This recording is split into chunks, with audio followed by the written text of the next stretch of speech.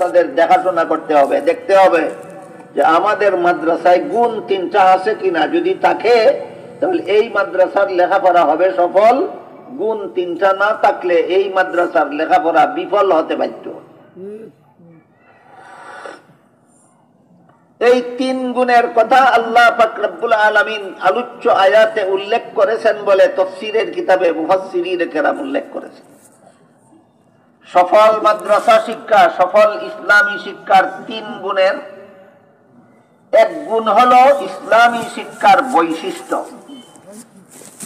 দ্বিতীয় গুণ হলো ইসলামী শিক্ষার আদর্শ, তৃতীয় গুণ হলো ইসলামী শিক্ষার উদ্দেশ্য। বৈশিষ্ট্য, আদর্শ, উদ্দেশ্য, 3টার নাম মনে রাখুন, তারপর একটা একটা করে বোঝার চেষ্টা করুন। সফল ইসলামী শিক্ষার 3 গুণ আল্লাহ আয়াতে চিহ্নিত করে দিয়েছেন। এক গুণ হলো বৈশিষ্ট্য, এক গুণ হলো আদর্শ, আর এক গুণ হলো উদ্দেশ্য। সফল ইসলামী শিক্ষার বৈশিষ্ট্যটা কি? এই বৈশিষ্ট্যের বিবরণ দিয়ে আল্লাহ পাক রব্বুল আলামিন আয়াতে লিয়াতাআল্লামু না বলে লিয়াতাফাক্কাহু বলেছেন। অর্থাৎ শিক্ষার সাথে দীক্ষা থাকা সফল ইসলামী শিক্ষার বৈশিষ্ট্য। শুধু শিক্ষা সফল নয়, শিক্ষার সাথে দীক্ষা থাকতে হবে। শুধু জানলে কাজ হবে না, জানার সাথে মানতে হবে। শুধু এলেম হাসিল করলে সফল হবে না, এলিমের সাথে আমল থাকতে হবে। যেমন ধরুন, ওযুর 4 ফরজ একজনে জানে, কিন্তু কোনোদিন ওযু করে না। তার কি জানার অভাব না মানার অভাব? বুঝে থাকলে বলেন তার জানাটা সফল না বিফল? কেন? তার কাছে শিক্ষা আছে, দীক্ষা নাই। কি আছে কি নাই? শিক্ষা আছে, দীক্ষা নাই। তেমনি ভাবে নামাজের 13 ফরজ একজনে জানে, কিন্তু নামাজ পড়ে না কোনোদিন। বুঝে থাকলে বলুন তার জানাটা সফল না বিফল? কেন? তার কাছে কি আছে কি নাই?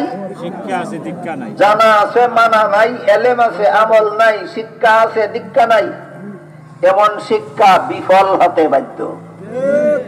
কাজেই মাদ্রাসা শিক্ষা যদি সফল মাদ্রাসা শিক্ষা চান, যদি সফল ইসলামী শিক্ষা চান, তাইলে এর প্রথম বৈশিষ্ট্য জানার সাথে মানা থাকতে হবে, এলিমের সাথে আমল থাকতে হবে, শিক্ষার সাথে দীক্ষা থাকতে হবে। এই কথাটা বুঝাইয়াই আল্লাহ লিয়াতাআল্লামু শব্দ ব্যবহার না করে লিয়াতাফাক্কাহু শব্দ ব্যবহার করেছেন। মর্ম হলো একদল মুসলমান বের হয়ে যাও শুধু ইসলামকে জানার জন্য নয়, জানার সাথে সাথে মানার জন্য। এটার নাম ওই শিক্ষার সাথে দীক্ষা। গেল ইসলামী শিক্ষা সফল হওয়ার এক গুণ, শিক্ষার সাথে দীক্ষা, জানার সাথে মানা, এলিমের সাথে আমল। 2 নম্বর গুণ হলো আদর্শ। ইসলামী শিক্ষা সহি না গলত, ইসলামী আকীদা বিশ্বাস সহি না গলত, ইসলামী কর্মকাণ্ড সহি না গলত, এইগুলি যাচাইয়ের জন্য হাদিস শরীফে রাসূল করিম সাল্লাল্লাহু আলাইহি ওয়াসাল্লাম 2টা স্কেল সাব্যস্ত করে দিয়েছেন। রাসূল বলেছেন, মা আনা আলাইহি ওয়া আসহাবি, আমার সুন্নাত আর আমার সাহাবাগণের জামাত। নবীর সুন্নাত এবং নবীর সাহাবাগণের জামাতের মাপকাঠিতে যাচাই করলে যার ইলম সহি সাব্যস্ত হয় তাই সহি গণ্য হবে, যার আমল সহি সাব্যস্ত হয় তাই সহি গণ্য হবে, যার আকীদা বিশ্বাস সহি গণ্য হয়, সহি সাব্যস্ত হয় তাই সহি গণ্য হবে। সুতরাং আমার ইলম সহি না গলত, আমার আমল সহি না গলত, আমার আকীদা সহি না গলত, এটা সাব্যস্ত করার জন্য আল্লাহর রাসূল 2টা স্কেল ধার্য করে দিয়েছেন। একটা স্কেলের নাম নবীর সুন্নাত, আর একটা স্কেলের নাম সাহাবায়ে কেরামের জামাত। যারা গ্রহণ করে তাদের নাম ওই আহলে সুন্নাত ওয়াল জামাত। কাজেই সুন্নতে রাসূল আর জামাতে সাহাবার আদর্শ হলো ইসলামী শিক্ষা সফল হওয়ার জন্য একটা বিশেষ গুণ। ইসলামী শিক্ষা তখনই সফল হবে যখন এই শিক্ষার বিশুদ্ধতার জন্য সুন্নতে রাসূলকে আদর্শ মাপকাঠি মানা হবে, যখন এই শিক্ষার বিশুদ্ধতার জন্য জামাতে সাহাবাকে আদর্শ মাপকাঠি গণ্য করা হবে। এই দুইটা জিনিস হইল সফল ইসলামী শিক্ষার আদর্শ, নবীর সুন্নাত আর সাহাবাগণের জামাত। এইটা মনে রাখেন সামনের কথাগুলি বোঝার জন্য। ইসলামী শিক্ষা সফল হওয়ার বৈশিষ্ট্য হইল এলেম অনুপাতে আমল। ইসলামী শিক্ষা সফল হওয়ার আদর্শ হইল নবীর সুন্নতের সাথে জামাতে সাহাবা। ইসলামী শিক্ষা সফল হওয়ার জন্য উদ্দেশ্য হলো আল্লাহ পাক রব্বুল আলামিন বলেন ওয়ালিয়ুনজিরু কওমাহুম, ইনজারে কওম অর্থাৎ গোটা জাতিকে জাহান্নামের শাস্তি, আল্লাহর ভয়াবহ শাস্তির ব্যাপারে সতর্ক করা। আল্লাহর আদেশ নিষেধ পালন করার মতো নির্দেশ দেওয়ার উপযোগী একদল নায়েবে নবী ওয়ারাসাতুল আম্বিয়া তৈরি করা মাদ্রাসা শিক্ষা সফল হওয়ার উদ্দেশ্য। মাদ্রাসা শিক্ষার উদ্দেশ্য দুনিয়ার কোন স্বার্থ হাসিল করা নয়, বরং হাদিস শরীফে রাসূল বলেছেন এই এলেম যদি কেউ দুনিয়ার কোন স্বার্থ হাসিলের উদ্দেশ্যে অর্জন করে তাইলে সে অন্যকে জাহান্নাম থেকে বাঁচাবে দূরের কথা, নিজেই জান্নাতে যাবে না, জান্নাতের সুগন্ধও পাবে না। কাজেই মাদ্রাসা শিক্ষার উদ্দেশ্য দুনিয়ার কোন স্বার্থ হাসিল করা নয়, মাদ্রাসা শিক্ষার উদ্দেশ্য জাতিকে জাহান্নাম থেকে বাঁচার পথ প্রদর্শন করা। এই উদ্দেশ্যে যদি মাদ্রাসায় ছাত্ররা লেখাপড়া করে যে আমি সুযোগ্য আলেম হয়ে আমার জাতিকে, আমার দেশবাসীকে, আমার সমাজের মানুষকে, আমার এলাকার মানুষকে, আমার গ্রামবাসীকে, মহল্লাবাসীকে আমি জাহান্নাম থেকে বাঁচার পথ দেখাবো, এই মহান উদ্দেশ্যে যদি লেখাপড়া করে তাহলে তাদের লেখাপড়া সফল। বুঝে থাকলে বলুন সফল মাদ্রাসা শিক্ষা। মাদ্রাসা শিক্ষা সফল হওয়ার জন্য কত গুণ থাকা দরকার? একটা হলো এলেম অনুপাতে আমল, আর একটা হলো সুন্নতে রাসূল এবং জামাতে সাহাবার আদর্শ, আর একটা হলো জাতিকে জাহান্নাম থেকে বাঁচার পথ দেখাবার মহান উদ্দেশ্য। জাতিকে জাহান্নাম থেকে বাঁচার পথ দেখাবার মহান উদ্দেশ্য নিয়ে যদি লেখাপড়া করে তাহলে তার ইসলামী শিক্ষা সফল, তার মাদ্রাসায় লেখাপড়া সফল। এই তিনটা জিনিস মাদ্রাসা শিক্ষা সফল হওয়ার এই তিন গুণ, মাদ্রাসা শিক্ষা সফল হওয়ার এই তিন গুণ সন্তোষজনক ভাবে বর্তমান যুগের, বর্তমান সমাজের কওমি মাদ্রাসাগুলিতে পাওয়া যায়। আপনারা যাচাই করলে দেখবেন এলেম অনুপাতে আমল বেশি পাওয়া যায় কওমি মাদ্রাসায়। এলেম অনুপাতে আমল বেশি পাওয়া যায় কোন মাদ্রাসায়? কওমি মাদ্রাসায়। সুন্নতে রাসূল এবং জামাতে সাহাবাকে আদর্শ মানা হয় কওমি মাদ্রাসায়। সুন্নতে রাসূল এবং জামাতে সাহাবাকে আদর্শ মানা হয় কওমি মাদ্রাসায়। কওমি মাদ্রাসায় যারা লেখাপড়া করে এদের মধ্যে একটা উল্লেখযোগ্য অংশ জাতির পথ প্রদর্শক, জাতির হেদায়েতের কাজে জীবন উৎসর্গ করে দেয়। কাজেই সন্তোষজনক পরিমাণ নায়েবে নবী ওয়ারাসাতুল আম্বিয়া তৈরি হয় কওমি মাদ্রাসায়। ইসলামী শিক্ষা সফল হওয়ার যে তিন গুণের নির্দেশ করলেন আল্লাহ কোরআনে, এই তিন গুণ বর্তমান সমাজে সন্তোষজনক ভাবে কওমি মাদ্রাসায় পাওয়া যায় কেন, তার কারণটা আপনাদের সামনে তুলে ধরতে চাই। এবং কারণটা বুঝতে হলে কওমি মাদ্রাসার একটি ইতিহাস আপনাদের জানা দরকার, বোঝা দরকার। আমরা বর্তমান বাংলাদেশ, আমাদের বাংলাদেশের স্বাধীনতা অর্জন করেছি আমরা পাকিস্তান থেকে 1971 সালে। এর আগে বাংলাদেশ পূর্ব পাকিস্তান ছিল। পূর্ব পাকিস্তান, পশ্চিম পাকিস্তান ভারত থেকে স্বাধীনতা লাভ করেছিল 1947 সালে ব্রিটিশ থেকে। আর 1947 সালের আগে বাংলাদেশও ছিল না, পাকিস্তানও ছিল না, সবটুকুই ভারত উপমহাদেশ ছিল। এই ভারত উপমহাদেশ এক সময় মুসলমান শাসনকর্তাগণ শাসন করতেন। বাদশাহ আলমগীর ওই সমস্ত মুসলমান শাসনকর্তাদের একজন, বাদশাহ শাহজাহান ওই সমস্ত মুসলমান শাসনকর্তাদের একজন, যারা সমস্ত ভারত উপমহাদেশ শাসন করতেন। তাদের আমলে সমস্ত ভারতে প্রায় 12 লক্ষ মাদ্রাসা ছিল। এই সবগুলি মাদ্রাসা নিজস্ব ওয়াকফ সম্পত্তির আয়ের দ্বারা পরিচালিত হইত। মাদ্রাসা পরিচালনার জন্য সরকারের কাছেও সাহায্যের হাত পাততে হইত না, কওম বা জনগণের কাছেও সাহায্যের হাত পাততে হইত না। মুঘল আমলে সারা ভারত উপমহাদেশের লক্ষ লক্ষ মাদ্রাসা পরিচালিত হইত মাদ্রাসার নামে ওয়াকফ করা সম্পত্তির আয়ের দ্বারা। বুঝে থাকলে বলুন, সেই মাদ্রাসাগুলি আমাদের বর্তমান সমাজের কওমি মাদ্রাসার মতো না, আলিয়া মাদ্রাসার মতো না, স্বতন্ত্র? বর্তমানের কওমি মাদ্রাসা পাবলিকের কাছে সাহায্যের হাত পাততে হয়।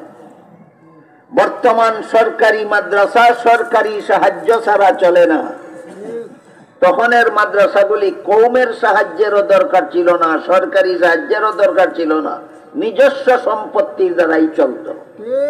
বুঝে থাকলে একটু দয়া করে বলুন, সেই মাদ্রাসাগুলি আমাদের সমাজের কওমি মাদ্রাসার মতো ছিল না, সরকারি মাদ্রাসার মতো ছিল না, স্বতন্ত্র? স্বতন্ত্র মাদ্রাসা ছিল। তখন ইংরেজরা, ব্রিটিশ ইংরেজরা এই দেশে ব্যবসা বাণিজ্য করার বাহানায় আমাদের দেশে প্রবেশ করে।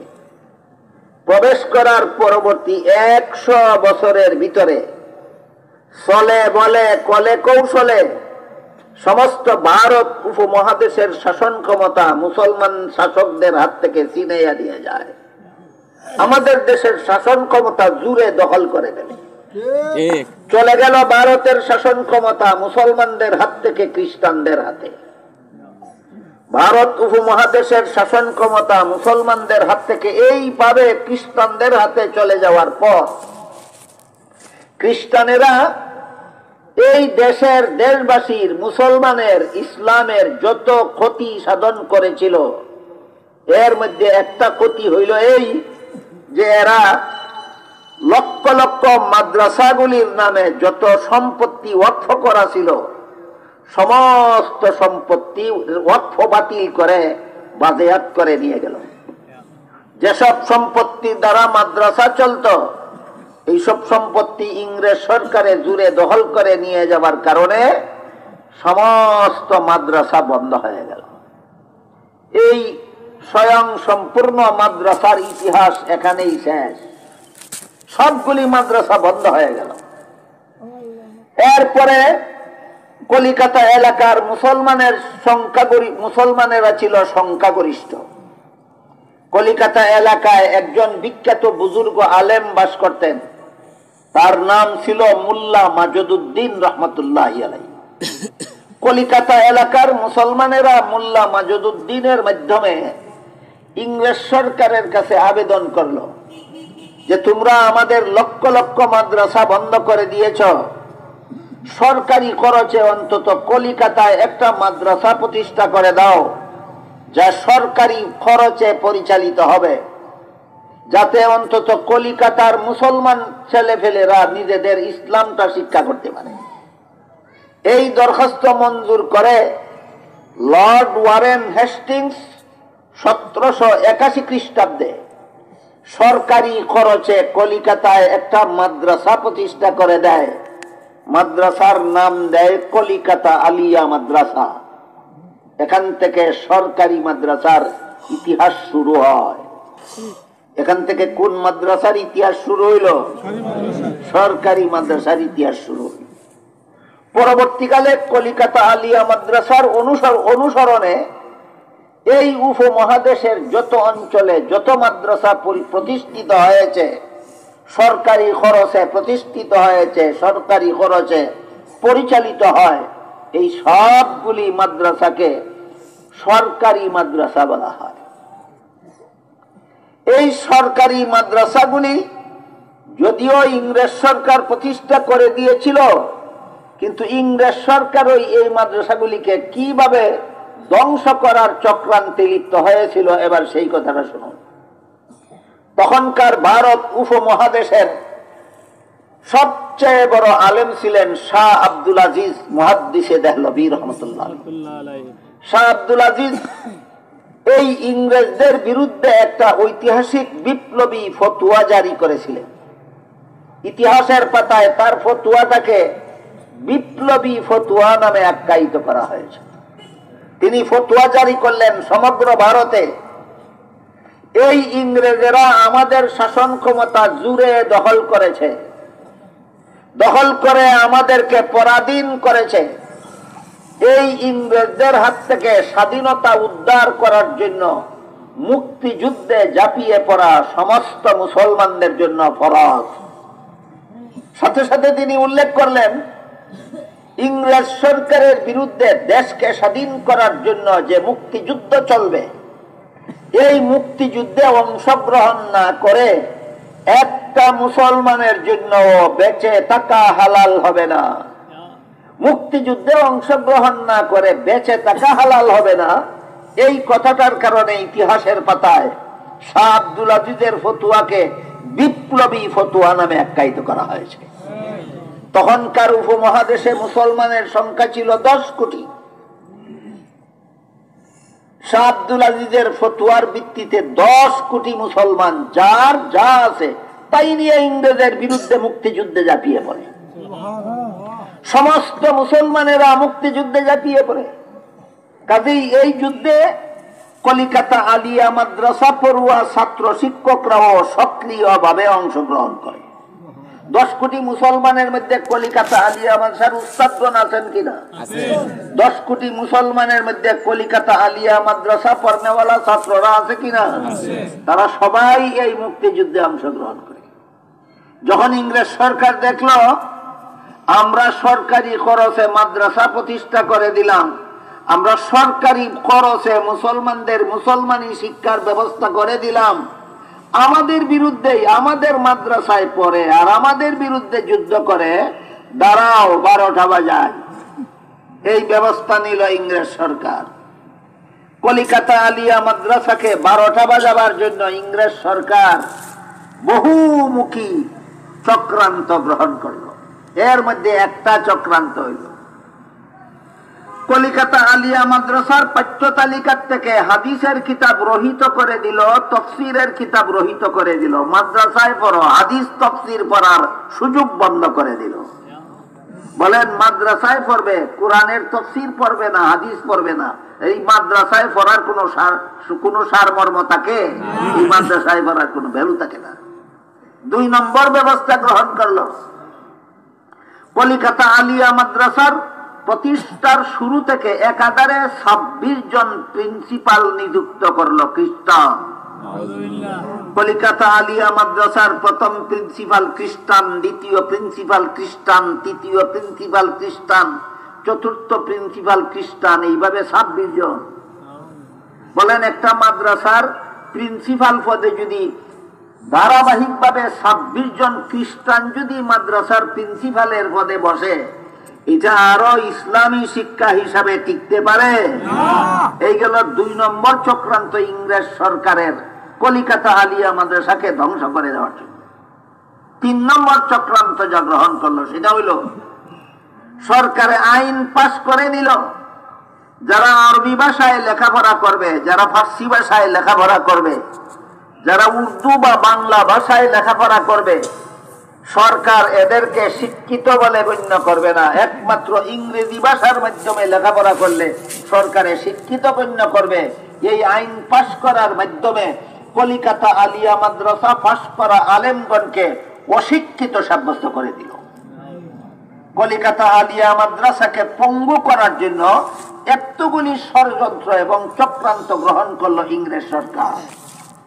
অন্যদিকে শাহ আব্দুল আজিজের ফতোয়ার ভিত্তিতে সারা দেশের মুসলমানেরা কলিকাতা আলিয়া মাদ্রাসার ছাত্র শিক্ষক সহ সবাই যে ইংরেজ সরকারের বিরুদ্ধে যুদ্ধে ঝাঁপিয়ে পড়েছিলেন, মুক্তিযুদ্ধে, এই সমস্ত মুক্তিযুদ্ধ ক্ষেত্রের একটা ঐতিহাসিক ক্ষেত্রের নাম শামলীর প্রান্তর। শামলীর যুদ্ধে ইংরেজ সেনাবাহিনীর বিরুদ্ধে মুসলমান সেনাবাহিনী যুদ্ধ করেছিল, এই মুসলমান সেনাবাহিনীর প্রধান সেনাপতি ছিলেন আল্লামা কাসিম নানতুবি রহমাতুল্লাহ আলাইহি। এই যুদ্ধের কারণে ইংরেজ সরকার যুদ্ধটাকে বানচাল করার জন্য বহুমুখী চক্রান্ত গ্রহণ করেছিল। এর মধ্যে একটা চক্রান্ত, মুসলমানের সন্তানরা কোরআন শিখে আলেম হয়, আর আলেমের ফতোয়া মতো সমস্ত মুসলমান চলে। একদল আলেমে ফতোয়া দিছে মুক্তিযুদ্ধে অংশগ্রহণ করা ফরজ, এই জন্য 10 কোটি মুসলমান মুক্তিযুদ্ধে অংশগ্রহণ করেছে। তাই এই মুক্তিযুদ্ধকে বানচাল করতে হইলে আলেম ধ্বংস করতে হবে, কোরআন শিক্ষা বন্ধ করতে হবে। এই পরিকল্পনা গ্রহণ করলো ইংরেজ সরকার 1863 খ্রিস্টাব্দে। এই সিদ্ধান্ত নিয়ে 1863 খ্রিস্টাব্দ থেকে 1866 খ্রিস্টাব্দ পর্যন্ত 3 বছরে 14,000 উলামায়ে কেরামকে ফাঁসি দিয়া দিল। এই ভারত উপমহাদেশের 14,000 আলেমদেরকে ইংরেজ সরকার ফাঁসি দিল শুধু মুক্তিযুদ্ধে অংশগ্রহণ করার কারণে। আর লক্ষ লক্ষ কোরআন শরীফের এডিশন আগুন দিয়ে জ্বালাইয়া দিল। কলিকাতা আলিয়া মাদ্রাসায় কোরআন শিক্ষা বন্ধ করে দিল। একদিক দিয়ে আলিমরে দিল ফাঁসি, অপর দিক দিয়ে কোরআন আগুন দিয়ে জ্বালানি শুরু করলো। অপর দিক দিয়ে কলিকাতা আলিয়া মাদ্রাসায় কোরআনের তাফসীর পড়ানি বন্ধ করে দিল। এমত অবস্থায় শামলীর যুদ্ধের মুসলমান সেনাবাহিনীর প্রধান সেনাপতি আল্লামা কাসিম নানতুবি রহমাতুল্লাহি আলাইহি চিন্তা করলেন, এই দেশে যদি ইসলামী শিক্ষাকে নতুন ভাবে জাগরণ করা না যায়, আগামীতে এই দেশে ইসলামের নাম গন্ধও থাকবে না, মুসলমানের অস্তিত্ব থাকবে না। ইংরেজরা ইসলাম এবং মুসলমানকে এই দেশ থেকে মুছে ফেলবে। তাই শামলীর যুদ্ধের প্রধান সেনাপতি আল্লামা কাসিম নানতুবি রহমাতুল্লাহি আলাইহি এই দেশে, ভারত উপমহাদেশে ইসলাম এবং মুসলমানকে টিকাইয়া রাখার জন্য নতুন পরিকল্পনা গ্রহণ করলেন। তিনি পরিকল্পনা গ্রহণ করলেন আর সরকারি মাদ্রাসা নয়, কারণ সরকারে কলিকাতা আলিয়া মাদ্রাসা প্রতিষ্ঠা করে দিয়েছিল, সরকারি খরচে পরিচালিত ছিল। এই জন্য সরকার ইচ্ছা মতো মাদ্রাসাকে খেলার পুতুল বানানোর সুযোগ পাইল। আর আমরা সরকারি খরচে মাদ্রাসা প্রতিষ্ঠা করব না, আর সরকারি খরচে মাদ্রাসা পরিচালিত করব না। এবার মুসলমান কওম বা জনগণের আর্থিক খরচে মাদ্রাসা প্রতিষ্ঠিত হবে, জনগণের আর্থিক খরচে মাদ্রাসা পরিচালিত হবে। এইরকম নতুন ধরনের মাদ্রাসা শিক্ষা চালু করার পরিকল্পনা গ্রহণ করলেন আল্লামা কাসিম নানতুবি রহমাতুল্লাহি আলাইহি। এই জন্য তার প্রতিষ্ঠিত মাদ্রাসার অনুসরণে উপমহাদেশে যত মাদ্রাসা প্রতিষ্ঠিত হয়েছে, এর মধ্যে বর্তমান বাংলাদেশের কওমি মাদ্রাসাগুলির সংখ্যা 30,000। বর্তমান বাংলাদেশে 30,000 কওমি মাদ্রাসা আছে। এই সবগুলি আল্লামা কাসিম নানতুবির পরিকল্পনা মতো সরকারি সাহায্যে প্রতিষ্ঠিত হয় না, কওমের সাহায্যে প্রতিষ্ঠিত হয়, সরকারি সাহায্যে পরিচালিত হয় না। কওম বলা হয় জনগণকে, জনগণের আর্থিক সহযোগিতায় পরিচালিত হয়। এই জন্য মাদ্রাসাগুলিকে কওমি মাদ্রাসা নাম দেওয়া হয়েছে। আল্লামা কাসিম নানতুবি সর্বপ্রথম যে কওমি মাদ্রাসা প্রতিষ্ঠার পরিকল্পনা গ্রহণ করেছিলেন, এই সর্বপ্রথম এবং সর্বপ্রধান কওমি মাদ্রাসা হলো দারুল উলুম দেওবন্দ মাদ্রাসা। আল্লামা কাসিম নানতুবি রহমাতুল্লাহি আলাইহি 1866 খ্রিস্টাব্দে উপমহাদেশের সর্বপ্রথম কওমি মাদ্রাসা দারুল উলুম দেওবন্দ মাদ্রাসা প্রতিষ্ঠা করেছিলেন। এরপর থেকে দারুল উলুম দেওবন্দের অনুসরণে যত মাদ্রাসা প্রতিষ্ঠিত হইতেছে সবগুলিকে কওমি মাদ্রাসা বলা হয়। কেন? এই মাদ্রাসাগুলির প্রতিষ্ঠা এবং পরিচালনা কওম বা জনগণের আর্থিক সহযোগিতায় চলে।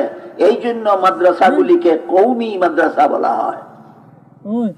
আলিয়া মাদ্রাসার ইতিহাসে আরেকটু জরুরি কথা আপনাদের জানা থাকা দরকার, সেটা হলো কলিকাতা আলিয়া মাদ্রাসা কলিকাতায় থাকাকালে ইংরেজ সরকার সেখান থেকে হাদিস তাফসীরের শিক্ষা বন্ধ করে দিয়েছিল। তারপর 1947 সালে যখন দেশ বিভাগ হইল, হিন্দুদের জন্য আলাদা অংশ স্বাধীন হইল, মুসলমানদের জন্য পাকিস্তান আলাদা স্বাধীন হইল, ইংরেজরা আমাদের দেশের শাসন ক্ষমতা আমাদের দেশে ছেড়ে দিয়ে চলে যেতে বাধ্য হলো।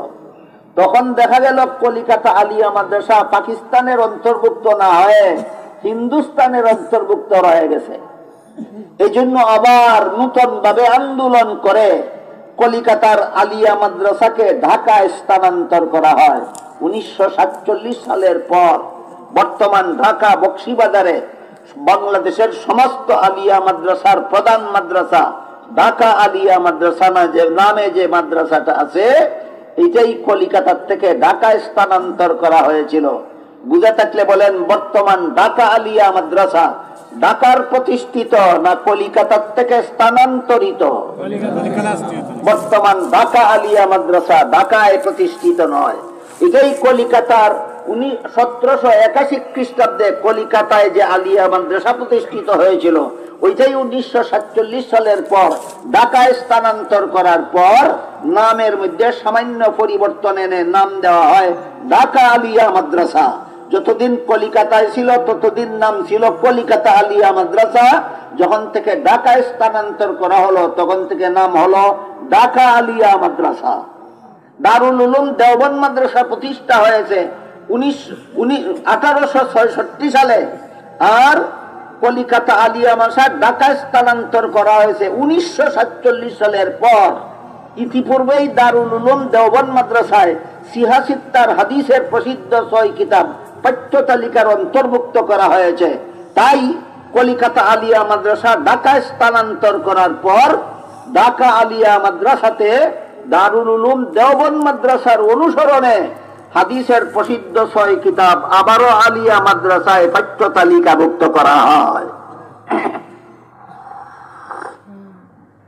ঢাকা আলিয়া মাদ্রাসার অনুসরণে সারা দেশের সমস্ত কামিল মাদ্রাসায় এই সিয়াসিত্তার হাদিসের কিতাব পাঠ্য তালিকাভুক্ত করা হয়। আর ঢাকা আলিয়া মাদ্রাসায় সিয়াসিত্তার 6 হাদিসের কিতাব দারুল উলুম দেওবন্দের অনুসরণে পাঠ্য তালিকাভুক্ত করা হয়েছে। কথাটা কি আপনাদেরকে বুঝাতে পারলাম? আল্লামা কাসিম নানতুবি রহমতুল্লাহি আলাইহি সর্বপ্রথম কওমি মাদ্রাসা দারুল উলুম দেওবন্দ মাদ্রাসা প্রতিষ্ঠা করেছিলেন 1866 খ্রিস্টাব্দে। এই মাদ্রাসা প্রতিষ্ঠার জন্য তারা কয়েকজন মিলে পরিকল্পনা গ্রহণ করেছিলেন। এই সমস্ত পরিকল্পনাকারীদের মধ্যে একজনের নাম ছিল মাওলানা রফিউদ্দিন রহমতুল্লাহি আলাইহি। এখনো তারা পরিকল্পনাতেই আছেন, মাদ্রাসা প্রতিষ্ঠার কাজ শুরু করেননি। এমত অবস্থায় পরিকল্পনাকারীদের মধ্যে একজন যে ছিলেন মাওলানা রফিউদ্দিন রহমতুল্লাহি আলাইহি, তিনি স্বপ্নে দেখেন মুহাম্মদুর রাসূলুল্লাহ সাল্লাল্লাহু আলাইহি ওয়াসাল্লাম বলতেছেন, তোমাদের পরিকল্পিত মাদ্রাসার ঘর আমার অঙ্কিত রেখায় রেখায় নির্মাণ করবে। এই বলে রাসূল করিম সাল্লাল্লাহু আলাইহি ওয়াসাল্লাম ভারতের উত্তর প্রদেশের দেওবন্দ নামক পল্লীর এক পাশে নিজের হাতের লাঠি মুবারক দ্বারা রেখা টেনে দিয়ে বললেন, এই দাগে দাগে তোমরা দারুল উলুম দেওবন্দের ঘর নির্মাণ করবা। এটা হইল স্বপ্নের কথা। ঘুম ভাঙ্গার পরে বাস্তবেও স্বপ্নে দেখা রসুলের লাঠি মুবারকের দাগ বিদ্যমান পাওয়া গেল। বলেন, যে দাগ স্বপ্ন যুগে রসুল দিয়েছিলেন, ঘুম ভাঙ্গার পরে বাস্তবেও সেই দাগ পাওয়া গেল কিনা? এই দাগে দাগে সর্বপ্রথম কওমি মাদ্রাসা দারুল উলুম দেওবন্দ মাদ্রাসার ঘর নির্মাণ করা হয়। এই ইতিহাসের ভিত্তিতে সুস্পষ্ট ভাবে বলা যায়, কওমি মাদ্রাসা মুহাম্মদুর রাসূলুল্লাহর প্রতিষ্ঠিত মাদ্রাসা। সর্বপ্রথম কওমি মাদ্রাসার ঘর নির্মাণের জন্য সপ্ত যুগে রাসূল লাঠি মুবারক দ্বারা রেখা টেনে দিয়েছিলেন, বলে দিয়েছিলেন আমার অঙ্কিত রেখায় রেখায় তোমাদের পরিকল্পিত মাদ্রাসার ঘর বানাইবা। ঘুম ভাঙ্গার পরেও সেই রেখা জমিনে পাওয়া গেল এবং রসুলের অঙ্কিত রেখায় রেখায় সর্বপ্রথম কওমি মাদ্রাসা দারুল উলুম দেওবন্দ মাদ্রাসার ঘর নির্মাণ করা হইল। এই ইতিহাস প্রমাণ করে কওমি মাদ্রাসাগুলি মুহাম্মদুর রাসূলুল্লাহর প্রতিষ্ঠিত মাদ্রাসা। এবার আমরা বুঝার চেষ্টা করব, আমি যে বলেছিলাম মাদ্রাসা শিক্ষার বৈশিষ্ট্য এলেমের সাথে আমল সন্তোষজনকভাবে কওমি মাদ্রাসায় পাওয়া যায় কেন? মুহাম্মদুর রাসূলুল্লাহর লাঠি মুবারকের দাগের বরকতে। কওমি মাদ্রাসায় সুন্নতে রাসূল এবং জামাতে সাহাবাকে সন্তোষজনকভাবে আদর্শ মানা হয় কেন? রাসূলের লাঠির দাগের বরকতে। কওমি মাদ্রাসায় সন্তোষজনক পরিমাণ নায়েবে নবী ওয়ারাসাতুল আম্বিয়া তৈরি হয় কেন? রাসূলের লাঠির দাগের বরকতে। কাজেই রাসূল করিম সাল্লাল্লাহু আলাইহি ওয়াসাল্লামের হাতের লাঠি মুবারকের দাগের বরকতে এইগুলি কওমি মাদ্রাসার এই বৈশিষ্ট্যগুলি, এই বিশেষণগুলি আমরা দেখতে পাই। আপনাদের কারো মনে প্রশ্ন জাগতে পারে যে রাসূল সপ্ত যুগে রেখা টেনে দিয়েছিলেন, সেই দাগে দাগে রেখায় রেখায় সর্বপ্রথম কওমি মাদ্রাসা দারুল উলুম দেওবন্দ মাদ্রাসার ঘর নির্মাণ হয়েছিল, এর কোন ঐতিহাসিক ভিত্তি আছে কিনা, না কোনো কল্প কাহিনী? এই প্রশ্নের জবাবে বলতে চাই, কয়েক হাজার পৃষ্ঠা বিশিষ্ট একটা উর্দু ইতিহাস গ্রন্থ আছে, এটার নাম তারিখে দারুল উলুম দেওবন্দ। উর্দু ভাষায় যারা লেখাপড়া করেননি তাদের জন্য বলছি, এই উর্দু ইতিহাস গ্রন্থের বাংলা অনুবাদ প্রকাশ করেছে বাংলাদেশ ইসলামিক ফাউন্ডেশনের পক্ষ থেকে। অনুদিত বাংলা গ্রন্থটার নাম দারুল উলুম দেওবন্দের ইতিহাস। এই ইতিহাসের ভূমিকায় বাংলা অক্ষরেও লেখা আছে পরিষ্কার ভাষায়, আল্লাহর রাসূল সপ্ত যুগে লাঠির দ্বারা দাগ দিয়েছিলেন। ঘুম ভাঙ্গার পরে সেই দাগ বাস্তবেও পাওয়া গেছিল। রাসূলের দেওয়া দাগে দাগেই সর্বপ্রথম কওমি মাদ্রাসা দারুল উলুম দেওবন্দ মাদ্রাসার ঘর নির্মাণ করা হয়েছিল। সুতরাং এটা কল্প কাহিনী নয়, ঐতিহাসিক সত্য।